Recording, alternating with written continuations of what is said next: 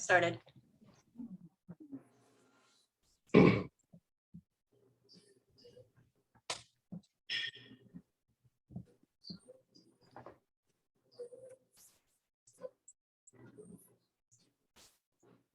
Looks like we're up whenever you're ready. Great. Hey, before we get started, I'd like to introduce my guest host, Bob Gappa. Can you tell us your quick employment history?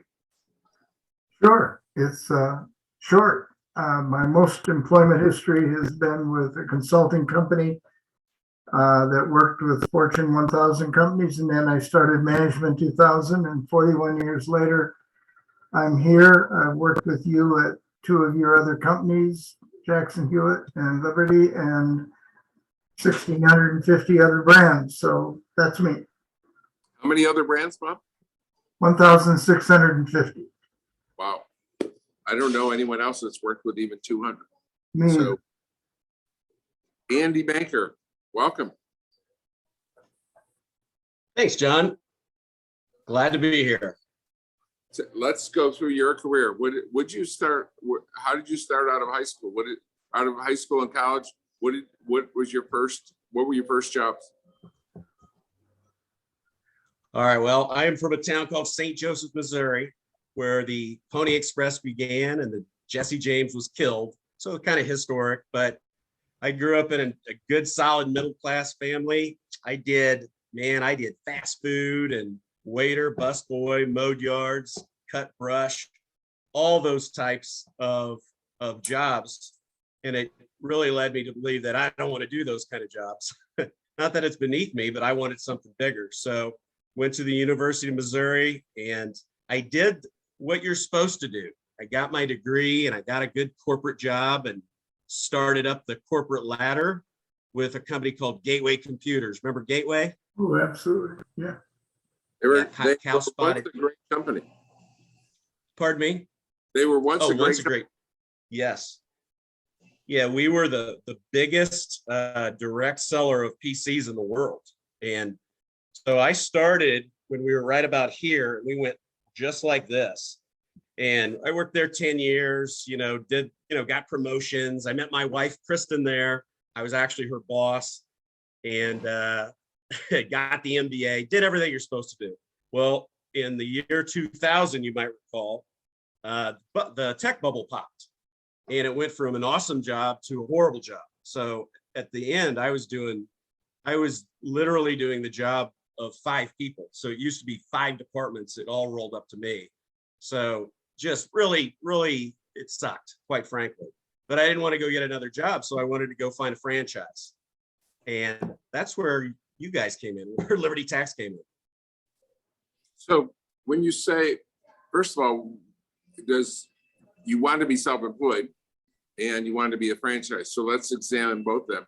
Why did you want to be self-employed? Had anyone in your family done that before? Nope, not one person. Nobody has been a business owner in my family. And I don't know, I had a burning desire to do it. I didn't know how to go about it though. So I'm a big, Brian Tracy, Tony Robbins, Zig Ziglar. I loved all the books, tapes, seminars. I listened to all of them. And, the key to control your life, build equity, build cash flow is to start your own business. So once the bubble popped and I was miserable at my job, I had a horrible boss I'm in Kansas City and he was in San Diego and I was done.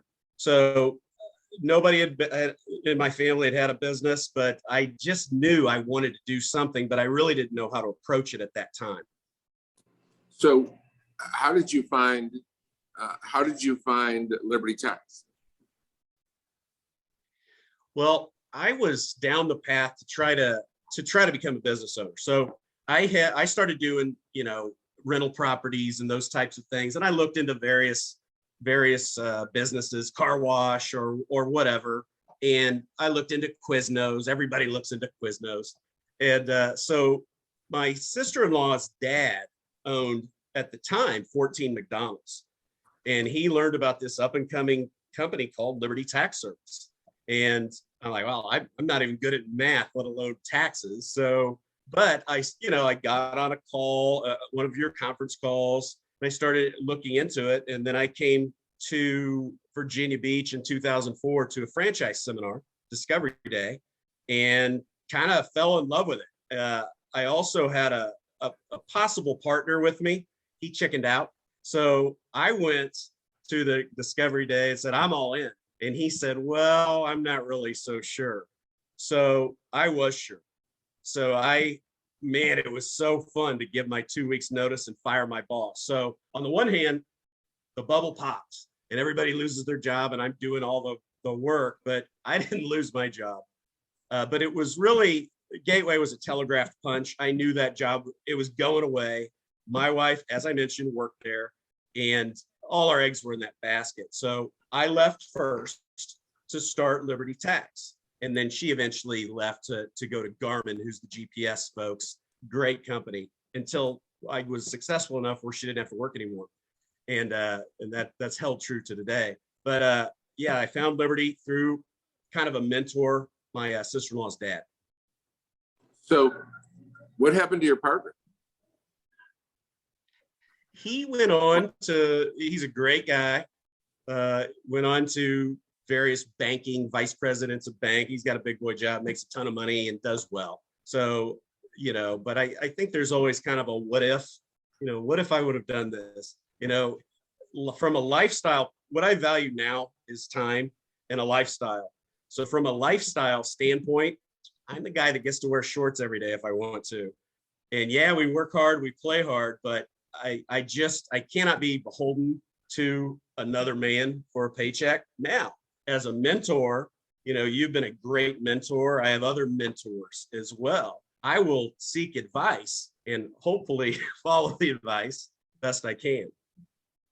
It sounds like he wasn't meant to be an entrepreneur. A lot of people, most people in this country want to be an entrepreneur. Very few can pull it off. Is that possible? Did he ever do anything entrepreneurial? No, didn't. And again, great guy. But this is not for everyone. Being a CEO of a company is not for everyone. Not everyone has the intangibles. You got to be persistent. As not everything has gone well for me. Has gone smoothly. I shouldn't say well. It's gone great. But in short term, sometimes things go wrong. But you got to be persistent. Sure. God doesn't put anyone here to skate through. Everyone has their barriers and their problems. And let's get into that. Because your first year was one of the most remarkable of all the franchises I've ever brought in. So what month, do you remember what month you came to training? The first year? I do. So I came to a seminar in March of 2004, and I went to training in May. So you can see it's very quickly. And a few weeks later, I quit my job. And now it wasn't necessary to quit my job at that point for Liberty, but I was done, man. And I did I invested in some real estate and those kind of things. And so I had plenty of time to get ready to rock and roll for January 2005. I had, how we hire people, as is we run tax schools. I had a great tax school in the fall, and I was really rolling into what I thought was pretty smooth situation until really about mid-December. So I found a great location near a huge hospital and lots of people, just a cool area for my Liberty Tax. And it was a new strip mall that was being rehabbed it was an old gas station.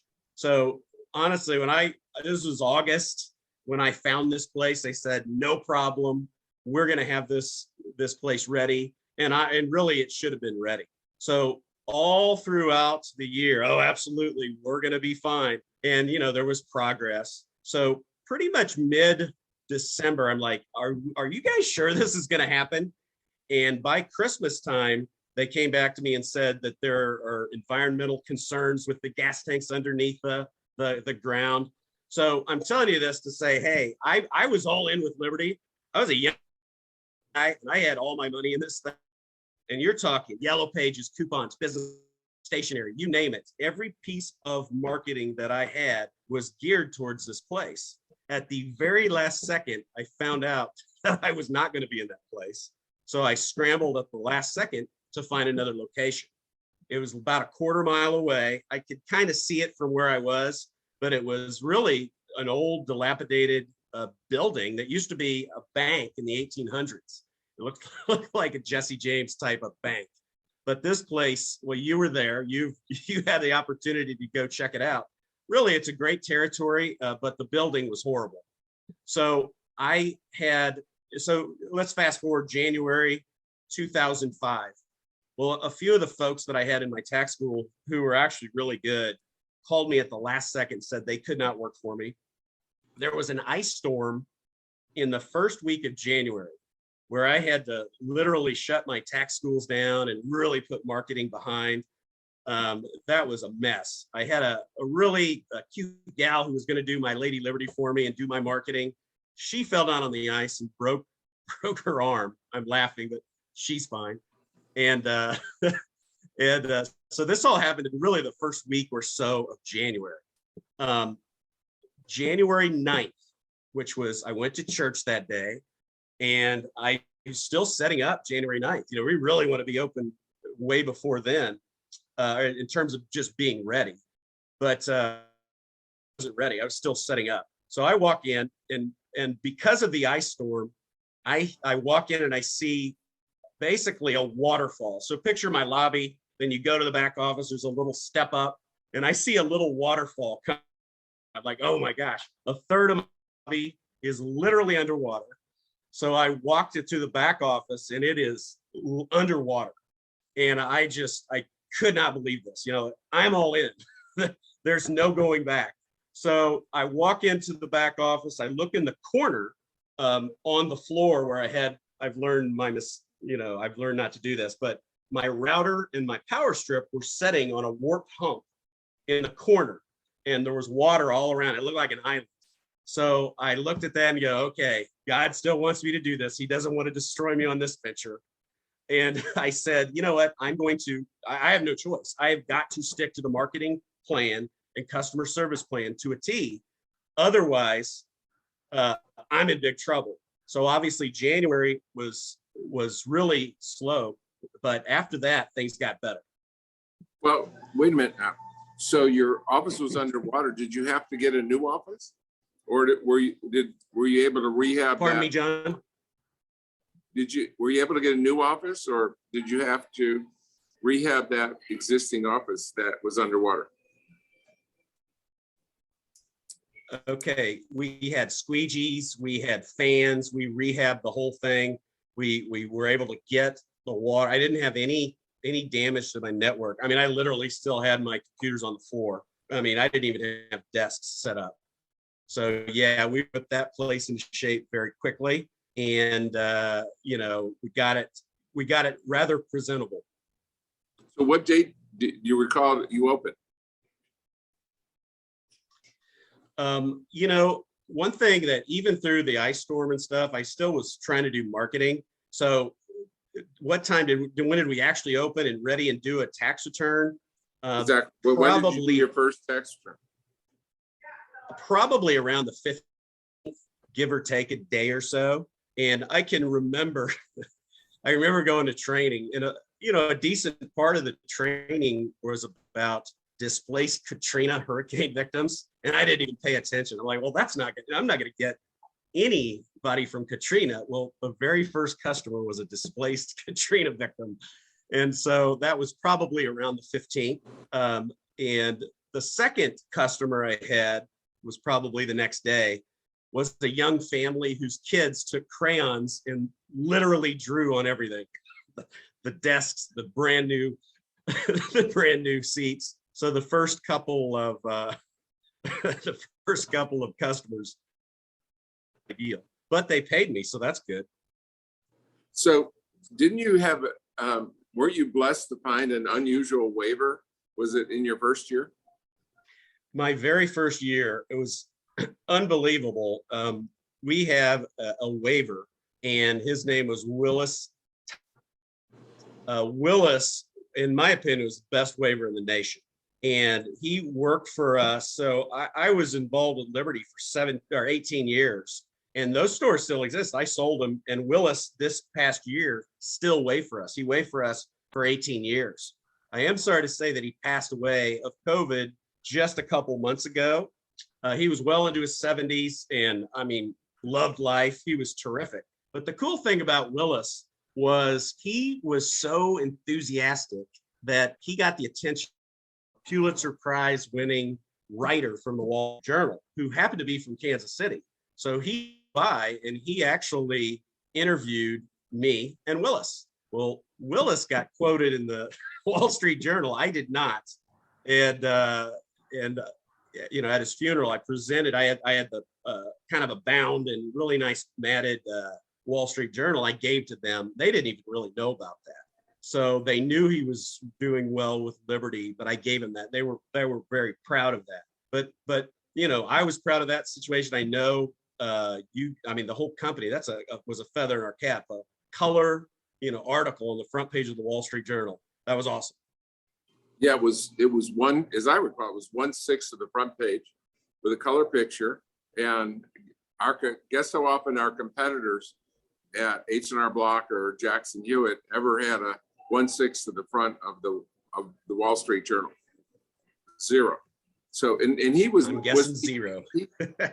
He kind of was part of the change. We used to call them waivers, but he was like a dancer, right? I mean, he moved, and a great waiver is more of a dancer than a waiver, right? Yeah.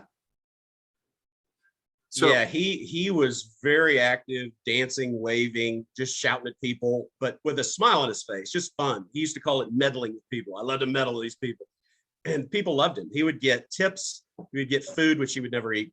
But yeah, he would go on to get a lot of local advertising, and he won an award where it's called Pay It Forward, where he got a bunch of money, and just because he brightened people's day.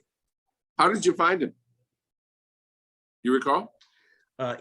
Yeah, he was just around the city, walking around. So what he had done was he did advertisements for people, sticky notes. That's what he did. He did a little bit for me as well, where he put the sticky note advertisements on people's doors. So he was kind of doing that stuff. He was out in the cold, and he did that as well for me. So and he had time. So the company opened over 300 locations that year. And do you know where you finished in the 300 in terms of number of tax returns? Yeah, I do. And there's like there's a controversy as far as I'm concerned. So I ended up on April 15th. Well, again, not a very illustrious start, but we really embraced every aspect of the guerrilla marketing, and we ended up finishing very, very strong. So as of April 15th, I was number 11 in the nation. I think we've done like 930 or so returns, and Donna Campbell was ahead of me, number 10. Well, you know what? By April 30th, I think I was either 9 or 10 or something. I was in the top 10, and I don't think I got my free convention trip. So that's just a little bone of contention, but I forgive you. Well, there's another reason. I'm just joking. There's another reason that maybe you should have been top 10 is because she converted an existing office. So you had to start from scratch. Oh, yeah. I'll tell you what, next year convention, next year at our convention at Loyalty Brands, we have Jesse Cole. And I don't know if you've seen that interview, but he's just an amazing marketer, second best I've ever seen. And he owns the Savannah Bananas. So if you haven't seen him yet, you can Google that. But he's going to be our speaker. And I'll make it up to you. I will pay for you to come to our convention. Awesome. So next year, if you like. And then excellent. I'll take you up on that. It took me 17 years to pay it, but I'm willing to do that, and it'll be a great addition. You'll love Jesse; he's incredible. So, okay, so you had one office, top 10 in the country, and you overcome incredible adversity. Most people would give up. 95% of people would have given up. So you didn't give up. You forged ahead, and now you had a great office. When did you expand? When did you add another office? Okay, so, and by the way, I did see Jesse's on your podcast. I think it was last week or the week before, but excellent. He seems like a great guy. But so the first year, after the first year, I bought the franchise rights to El Paso, Texas, with my partners. So that was the first thing we did. We didn't have any franchises. You know, I gravitate towards helping people, coaching, mentoring, training, bringing people into the franchise. That's where I gravitate towards. I also love marketing. So I wanted to go bigger. So we bought the franchise rights to El Paso in 2005, that summer. And then I skipped 1 year and I ran that same office for 1 year. And then let's see, 2007 is when I started my next Liberty store in Kansas City. So who were these partners? Where did you find partners? So Kelly Wyatt, who was with Liberty and is with Loyalty, you know, brought me in through the discovery process of the, just discovering if Liberty's right for me. And then he ended up being my area developer, which is local support here in Kansas City. And we kind of hit it off. Similar personalities, similar strengths. And we teamed up with another guy, Bob Metzger, who was a franchisee in Texas. And we wanted to go to a great place. And, you know, at the time, El Paso was one of the fastest growing cities in the nation. And we had 0 people when we took over El Paso. But that year we brought in 2 people. And then it just started growing from there. So you started El Paso with 0. You were the area representative. You owned El Paso, and then you had 0 franchises there. And how big did it grow in terms of number of locations over the years? That's a good question. Definitely over 20. So I'm not as much as the numbers guy as your last guest a couple of weeks ago, Mr. Dodson. So I, again, gravitate towards bringing people in and stuff, but I know we had close to 25 at its peak. And that took a few years to get there. And so then after that, we decided to even go bigger, and my partners decided to buy half of Dallas. And there was only a few locations there. And again, we grew it to, definitely in the 20s, probably closer to 30 in Dallas. We had a bunch of locations. So we had these 2 cities, and just focused on coaching, mentoring, training, making sure folks are doing the right thing, and did well. Was it the same partners that acquired part of Dallas? Same exact partnership? Yep. Our entity was Rio Development. We had Dallas and El Paso, same guys. And you remember what year you did that? We bought Dallas, the franchise rights to Dallas in 2008. And I think, I can't remember if 2007 or I think it was 2007 when I started my next Liberty office in Kansas City. So I'm a big fan of, hey, if you're going to be coaching people, I like to say, hey, I'm doing it myself. So whatever cash flow challenges or, whatever worries you've got, I got it too. I'm doing the same thing right now. So in 2005, you opened your first office. In 2007, you opened your second office. How far was your second office from your first office?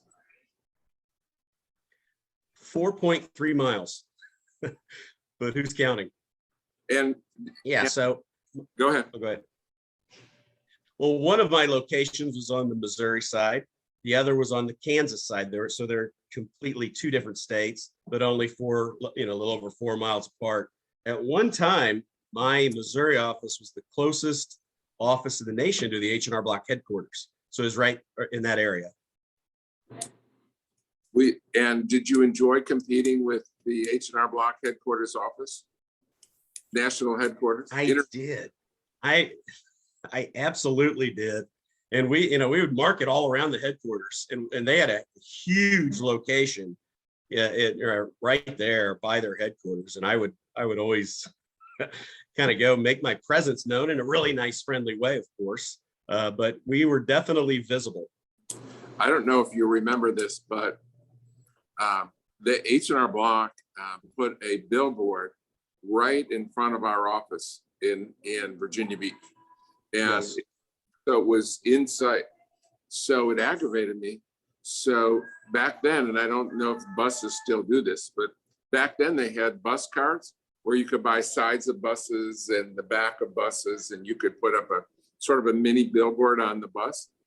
Well, because it aggravated me, I bought the bus route that went across down Main Street past that H&R Block office, and I Nice. bought sides of buses Excellent. with that when I was at Jackson Hewitt with a big Jackson Hewitt sign, and just so that hopefully Henry Block had to look outside his window and seeing my sign pass by.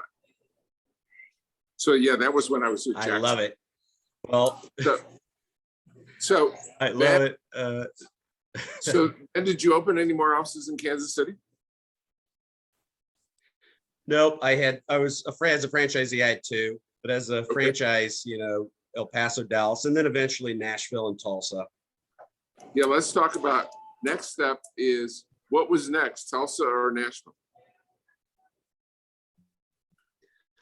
Nashville, and that was 2012. And Also in the oh, go ahead. yeah, who was your partner in that one in Nashville? Did you have the same partners that were Rio and Bob Metzger and Kelly Wyatt? No, this time I went with Ryan and Tiffany Dotson, who, as you know, are buddies of mine. And we kind of came across the Nashville opportunity and we jumped on it. We only had a couple offices there in Nashville and grew it to over 20, at the end. And, we all have different strengths, and that was a really good fit, but we've all been just great friends. So it was a lot of fun. Do you remember I think this is a CEO lesson, what happened when you and Ryan tried to negotiate with us? Do you remember that, sitting in my office and having that negotiation? I do, as a matter of fact. So do you remember, what was your proposal? Do you remember roughly what your proposal was? You didn't acquire the Nashville rights from us. You were acquiring it from the previous owner, right?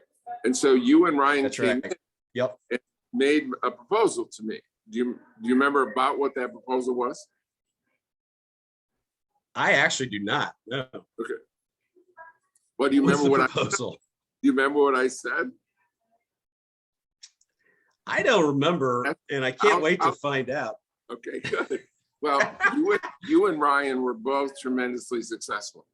And I had Ryan on a call 2 weeks ago. So, and he described his success, and, and you have both been incredibly successful.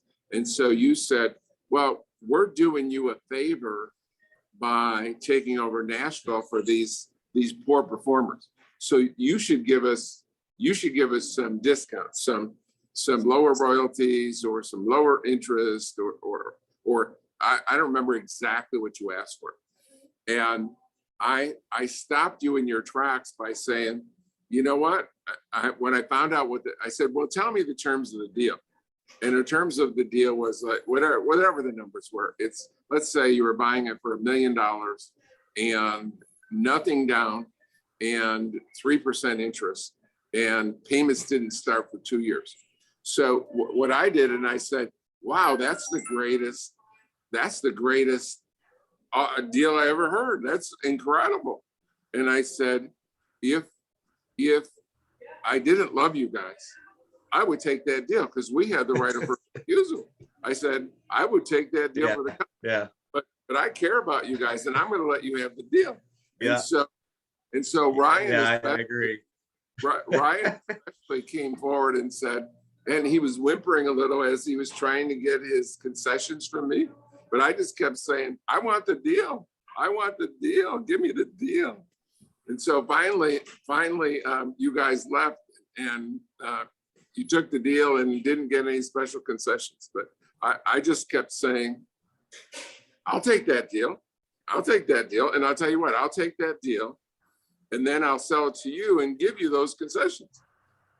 But I get the payment plan and the price, and I will give you my price, and then I'll give you special concessions. So yeah, that's a negotiating. I think there's many ways to negotiate, and in that case, I just latched on to the fact that you had the most incredible deal that you couldn't walk away from, and even if you walked away from it, then I would have been okay because I would have had that incredible deal with cash flowed from day one. Where can you get? How many deals can you get? And you've done a lot of deals. How many deals do you get that I have. that cash flow from day one without ever putting any cash? Right. That was incredible. Not a lot. This was a good deal. Right. So Yeah. We've got to ask. You know, You told us. Oh, go ahead. my favorite CIO. I do remember that. Yes. My favorite CIO ever. His name was Dan Grunberg from.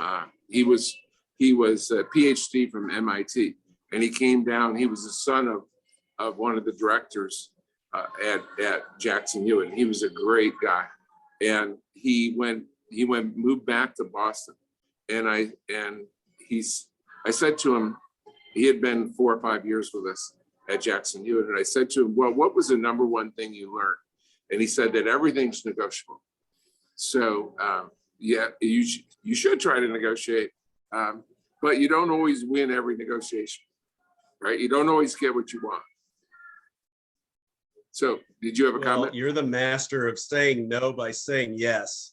And that is a great technique that you've used. And I use it on my kids actually as well. And Well, so I I do remember that. Absolutely. Well, I told you I learned that from Danny. You know my son Danny very, very well. Yeah. Right. You spent many a fun time Yep. with Danny.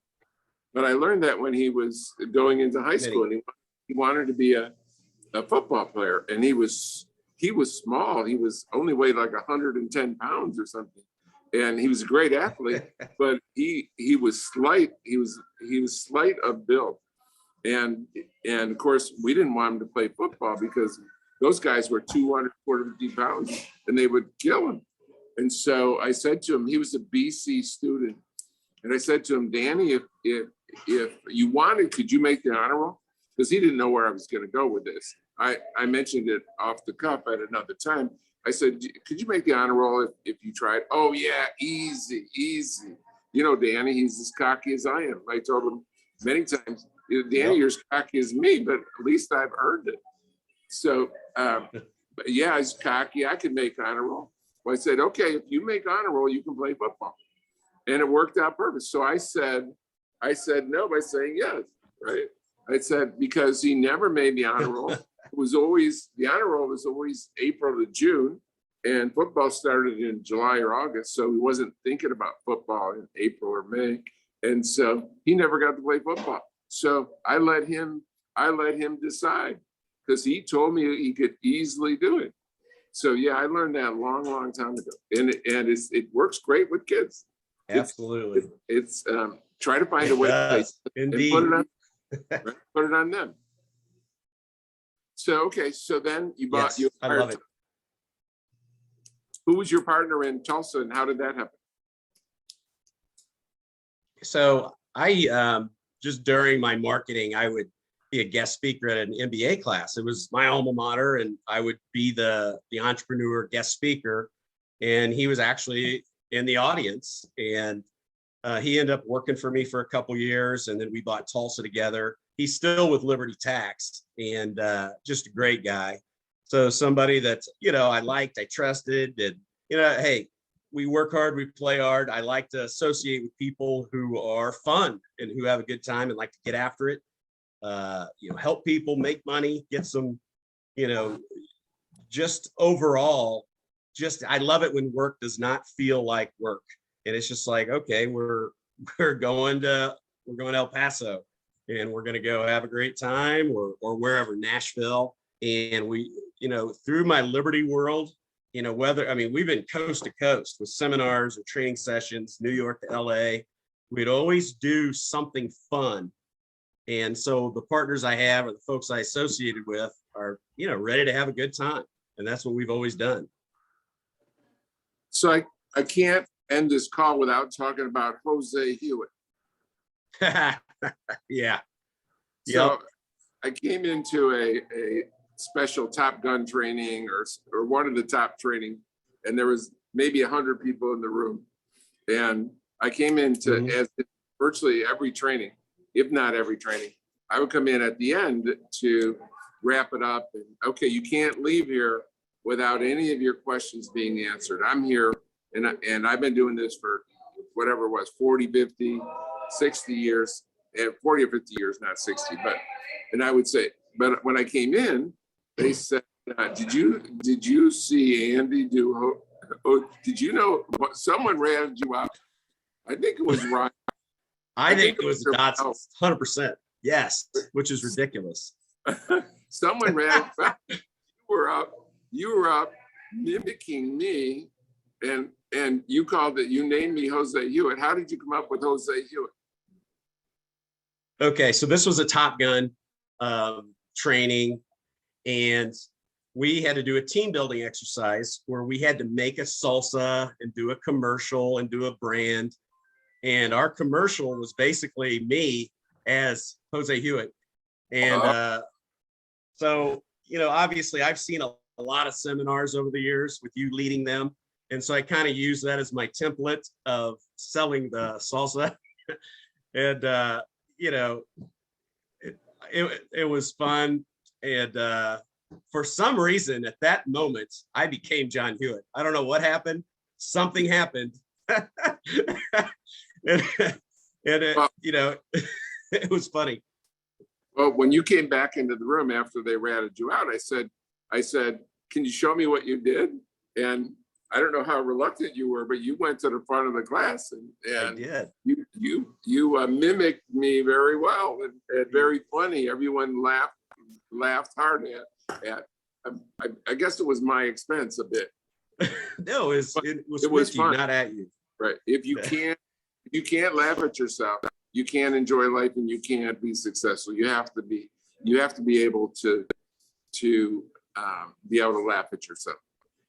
So a vital part of these franchises, sorry to interrupt, is culture, the culture of the company. And if everyone, hey, we're here to do a job and work hard and have fun, but just being able to laugh and just keep it lighthearted. Life's too short. You just don't know what's going to happen tomorrow, so you might as well live it up and have a good time. So one of my people just asked to see an impression, and you have to walk and around, so it won't be easy today. But how about at the convention when you come in next year? You go up on stage and do your rendition of Jose Hewitt. That sounds good. The glasses are key. You gotta have the glasses, and you really. The key to it, just as a little teaser, is your voice has to go up. It's like, Bob Gappa, what are you thinking? What are you thinking? That's the key to the whole thing. You start down here, then you go up. And if you do that, you've got John Hewitt. And the walk, I know you don't have the strongest back. I think the good Lord has maybe punished me for making fun of you a bit, because now my back isn't that great either. So now I come by the walk honestly. Well, I'm going to hold you to that next year. I'm going to buy your trip, fly you in first class, but you have to do Jose Hewitt. You will have. I'm in. There'll be a lot of people that will enjoy it immensely, I'm sure. So okay, so you got to. I'm sure you wouldn't believe the comments. My comments are just popping up, so a lot of people are listening and. Yeah, I'm going to get a lot of trouble for this. How anyway. Sorry to interrupt. At the end of each training session, they rank each of the sessions and what was your favorite part of the training? What was it? How can it be improved? And everyone, almost to a person, their favorite part of that training was you doing Jose Hewitt. Oh, brother. So you, Well, you built, What you can I built to say? about, You're welcome. thank you. You built to about 100 locations in 5 cities. Yeah. And now when did you begin selling them? You've sold them all? Yeah, I've sold everything. I'm officially exited. You know, I think really, I go back to culture. I think, you know, the culture of a franchise, you know, maybe it's not good or bad. You just got to find the right one that fits you. And I think the culture changed so much that I did not see myself in the picture. But also, you know, I really started thinking about it in January 2019. So as you know, on January 7th, I actually had a teensy-tiny, ever so slight cardiac arrest. And not because of Liberty, by the way, just because, you know, it just happened. But, you know, I stopped breathing.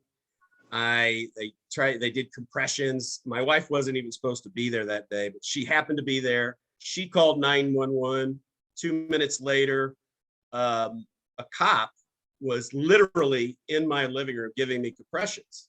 They shocked me 5 times. So I'm telling you this, I mean, bad things happen, but you know, you look past that. But I think there's soul searching that needs to take place and continually resetting your goals. And what do I really want to do? And so at that point is really when I started thinking, yeah, I think we're probably about done here. So I exited some in 2020, some this year, and now I'm officially semi-retired from Liberty Tax. Awesome. Not really, but Have you started another career? yeah. So what I've really gravitated towards in my franchise life is bringing in new people. I love to franchise development, and I love training and coaching and mentoring. So now I'm a business consultant, a franchise coach for FranChoice, which you know, we help people find a right fit in terms of franchise. And I love it. It's fun. It's great. It's as near as I can get to the old days when we were doing the franchise seminars and really helping change lives. How many people's lives do you think at Liberty that you were able to change drastically, significantly? Oh, there were several hundred. I helped bring in new people for 10 or 12 years, at least, probably 12 years. And, you know, I certainly sold in my area, but I started helping other franchise developers as well. And, you know, again, we go coast to coast and bring in a ton of people, literally hundreds and hundreds, not to mention training sessions. I mean, we'd go to Vegas and have 100 people in front of us. So much fun. And you really see people start turning, and when they come up to you after the season, say, thank you so much. That, you know, that one or two thing that you said was perfect. Thank you. That's what I enjoy doing. I'm going to open it up for questions in a minute with Bob, but didn't you have a session of COVID? Did you have COVID? I did. Yeah. How bad was it? I did. Yeah. So it was pretty bad. So around early March, or excuse me, May, I was kind of sick, and then I got a little more sick. So 7-8 days sick in the house, my oxygen dropped. So I went to the emergency room, and literally 10 minutes later, I passed out on the floor. You know, I'll tell you right now, if you want to get good service at an ER, pass out on the way to your floor, you'll get lots and lots of attention. But I was in the hospital 7 days. Oxygen was going down. Then they got it going again. So I never thought I was going to die. But yeah, it wasn't a picnic, to say the least. But I'm feeling pretty good today. You've got a great attitude for someone that has overcome so much adversity. How do you do it? You know, I don't think anybody wants to hear anybody complain or have a downer, negative attitude. I've known you almost 20 years. That's the way you are. I mean, I like to have fun. I like to help people. I like to keep it upbeat. And I like to be successful. And I'm not saying that I've always been successful. There's been ups and downs, but over the course of my almost 20 years in franchising, man, let's keep it positive. Bad things are going to happen. You just try to move forward. Yeah, what I learned is that happiness and great attitude comes from being grateful, and I see you as being a grateful person at every step of the way. You've been grateful, even every time. I mean, everyone is faced with it, but you're a grateful guy. Yeah, I really haven't felt like I've worked in 20 years, but yet we're working all the time. It's hard to get your mind around that. I'm not a workaholic, but like, I don't golf, I don't hunt or fish. I like to coach my kids, and I like to do stuff in the franchise world. And if it feels like work, yeah, maybe it's time to go, but so far so good. If it is to be, it is up to me. The 10 most important 2-letter words. Bob Gappa, do you have questions? Yes. I do. I had one I was ready to ask, but then I wanted to have a comment on the I'm not a workaholic. I always think that people like you, instead of calling yourselves or someone calling you a workaholic, you're either a resultsaholic or a achieveaholic.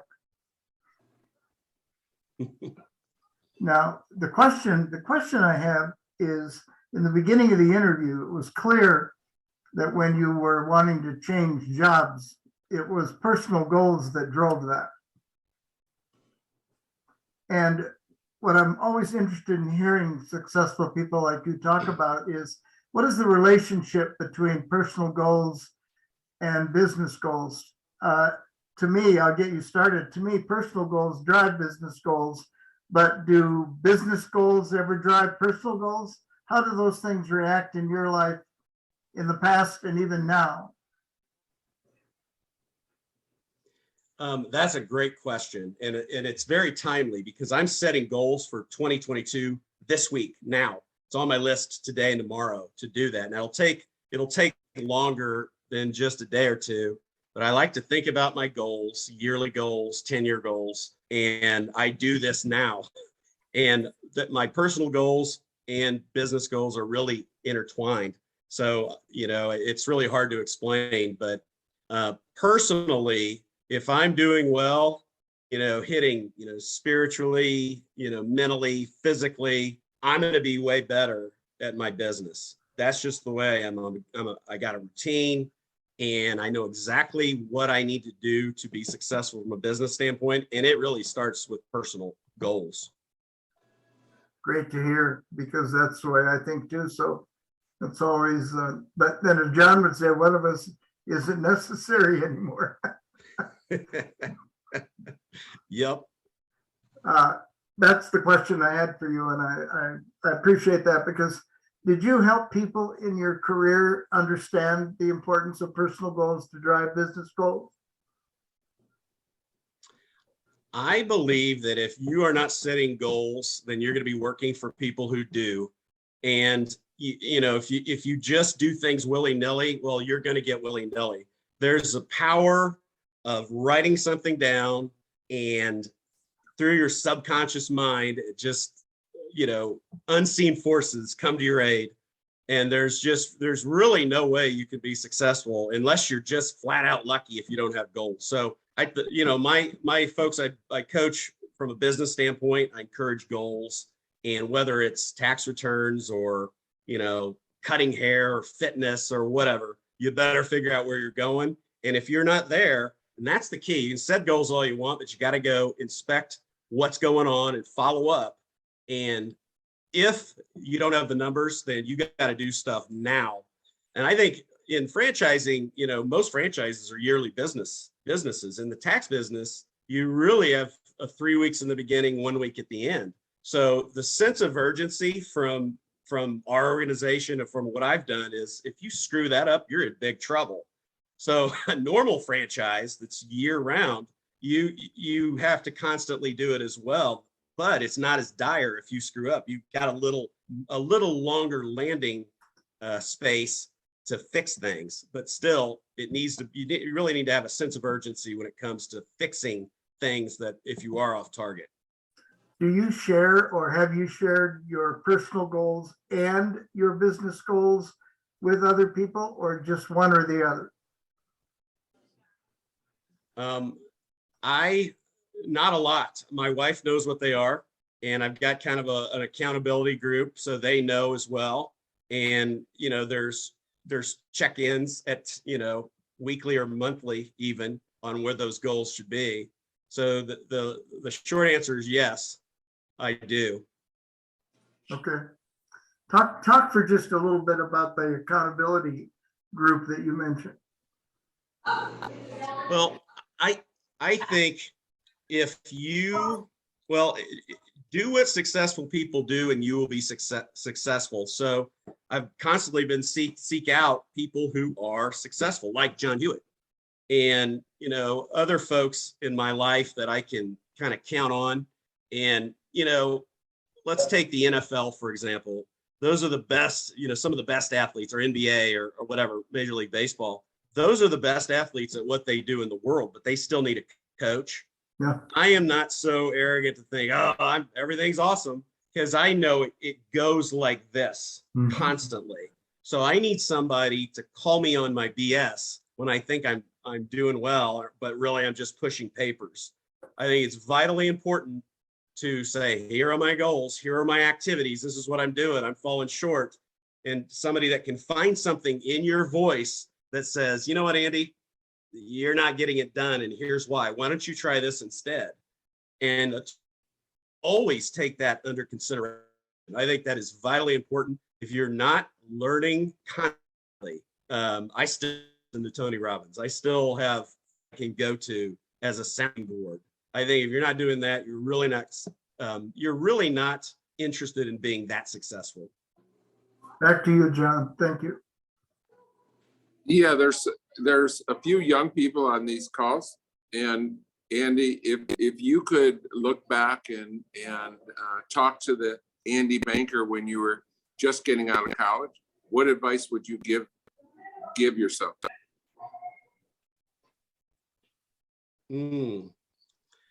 That is a great question. You know, I guess the first thing that comes to mind is don't sweat the small stuff.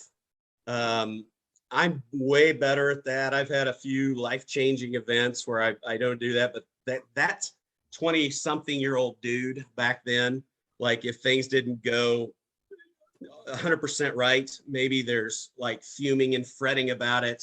But, you know, looking back, I really can't think of anything that went too wrong that wasn't very correctable. So I think I would say don't sweat the small stuff, do the best you can, and let's get a baseline of performance. And if it sucks, well, hey, let's fix it. It's not the end of the world. It's just not. So set your sights in the future and go from there. If you were counseling someone just leaving college in generic, I know that's a specific case by case, but in general, would you say go get a job at Gateway or go take a shot at being self-employed? You kind of froze on me a bit, John. Can you? Okay. So I think you froze up on me just a little. Say one more time. Okay. Would if you were advising a college graduate, would go get a job like in corporate America, like a Gateway or IBM or Apple, or find something you like to do and become an entrepreneur? Do you have an idea which one you'd recommend? Absolutely. I would say become a business owner as soon as humanly possible. If you've got to wash dishes or mow yards or whatever you're doing, digging ditches, then you need to do that. So at Gateway, I had a 6-figure job. I was doing well. I could have gotten another corporate job, but you're not building equity and cash flow. You're not spending time with family. You don't have the flexibility to do what you want to do. But early on, like the very first year after Liberty, you know, I wasn't able to buy a Mercedes or whatever. So hey, I went out and my job right after the tax season was to fuel, oil, tractors, backhoes, bobcats, and these heavy machinery, cleaning them off. And I'm not going back to corporate America. That was my mentality. I have this business. I did well, but that's the catch. Why don't people do this? It's that first year. People can't see themselves through that first year. I don't care what's going to happen. I'm going to do the best I can the first year. I'm going to do whatever I can to make ends meet. And after that, we'll see what happens. And it really was all up from there. And I would say, go do what you got to do to whatever, make ends meet, but go find a mentor, do what successful people do. You'll be successful. Learn from those people, whether it be an internship or just get your foot in the door somewhere and learn from those folks, and the sky's the limit. If, one of the biggest lessons in this interview was when you talked about that first year and you faced so much adversity and you kept saying it over and over again. I was all in. I was all in. I was all in. And that's how I am. It's you got to kill me to stop me. I mean, you were all in. There was no turning back. There was no go limping, looking for a job. And you got to be all in. And you got to give it all you got. And Andy, this has been wonderful. Absolutely. Thank you for the time. I can't wait to see you make hundreds and hundreds of people laugh next year at the convention. By the way, it's June. It's the second weekend in June. So put it on your calendar. Got it. It's on my calendar. Great. It's on my calendar. Thank you, Andy. I would say. Appreciate I'd like to say, go ahead. no, I just wanted to say thank you for everything you've done. I've enjoyed this call. Great job on loyalty. I'm glad I'm associated with it. And I just hope you guys have a great new year. Thank you. Bye now. Bye. Bye, guys.